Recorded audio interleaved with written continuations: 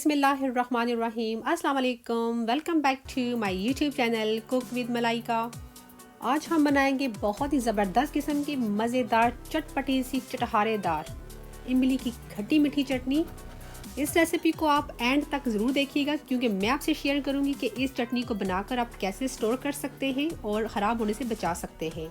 तो अगर अभी तक आपने मेरे चैनल को सब्सक्राइब नहीं किया तो रेड बटन को प्रेस करके सब्सक्राइब कर लें और साथ जो बेल आइकॉन है उसको ज़रूर प्रेस कीजिएगा क्योंकि उसको प्रेस करने से मैं जब भी अपनी वीडियो अपलोड करूँगी तो आपको देखने को सबसे पहले मिलेगी। तो चलिए रेसिपी को स्टार्ट करते हैं।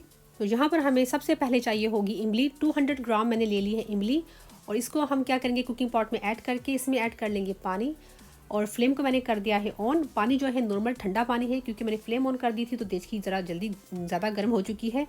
तकरीबन 3 से 4 कप हम इसमें पानी ऐड कर लेंगे और लो टू मीडियम फ्लेम पर हम इसको पका लेंगे ताकि जो इमली है वो पक कर नरम और थोड़ी फूल सी जाए, सॉफ्ट सी हो जाए।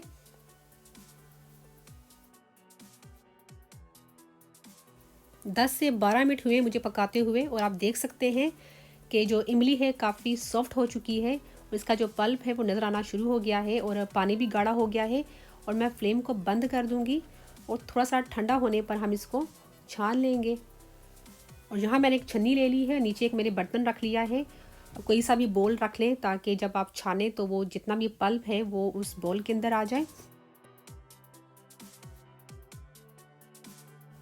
अब हम एक स्पून की मदद से अच्छे से दबा कर इसको जितना भी इसका है पल्प वो सेपरेट कर लेंगे और जितने भी सीड हैं वो अलग कर लेंगे। तो अगर आप चाहें तो अपने हाथों को अच्छे से धोकर आप हाथों से मसल कर इसको अलग कर सकते हैं। और साथ थोड़ा थोड़ा पानी हम ऐड करते रहेंगे ताकि अच्छे से जितना भी पल्प हम निकाल सकते हैं निकाल लें ताकि जो है हमारी जो है ना इमली ज़ाया ना हो।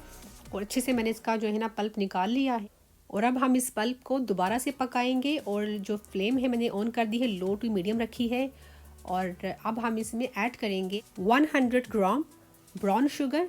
आप इसकी जगह पर गुड़ भी ऐड कर सकते हैं, अगर वो नहीं तो आप इसमें जो सफ़ेद नॉर्मल हमारी चीनी होती है वो भी ऐड कर सकते हैं, मर्ज़ी है आपकी अपनी।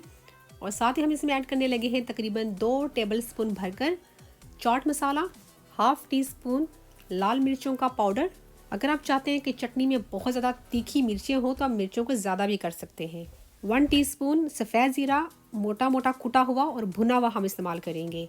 साथ ही हम इसमें ऐड करेंगे 1 टीस्पून भरकर काला नमक। मेरे पास ये पिंक सोल्ट है, मैं ऐड करने लगी हूँ।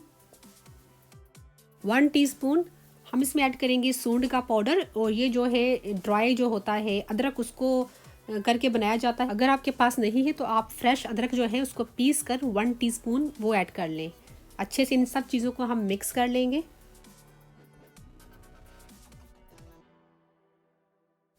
और अब हम इसको तकरीबन 5 से 6 मिनट के लिए पका लेंगे ताकि जो भी हमने इसमें मसाले डाले हैं वो इसमें पक जाएं।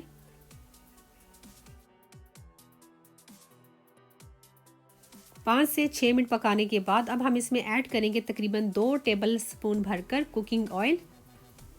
अब हमने इसको इतनी देर पकाना है कि जितनी हमें इसकी थिकनेस या जितनी हमें चटनी गाढ़ी चाहिए हम उतनी देर इसको पका लेंगे। और फ्रेंड्स, यहाँ मैं आपको कहूँगी कि जब भी आप किसी किस्म की भी चटनी बनाएं तो आप उसको कभी भी गीले बर्तन में ना डालें और जब आप उसको इस्तेमाल करें तो कभी भी उसको गीले स्पून से चटनी को ना निकालें क्योंकि उससे ये होता है कि जो चटनी है ख़राब हो जाती है। और जब भी चटनी बनाएं तो आप इसको फ्रिज में रखें और 3 से 4 वीक जो चटनी है आराम से चलेगी। ये हमारी ज़बरदस्त किस्म की रेडी हो चुकी है। ठंडा होने पर हम इसको डिश आउट कर लेते हैं। तो फ्रेंड्स, आप देख सकते हैं इसकी थिकनेस, इसकी शाइन, कितनी ज़बरदस्त किस्म की हमारी चटनी रेडी हुई है।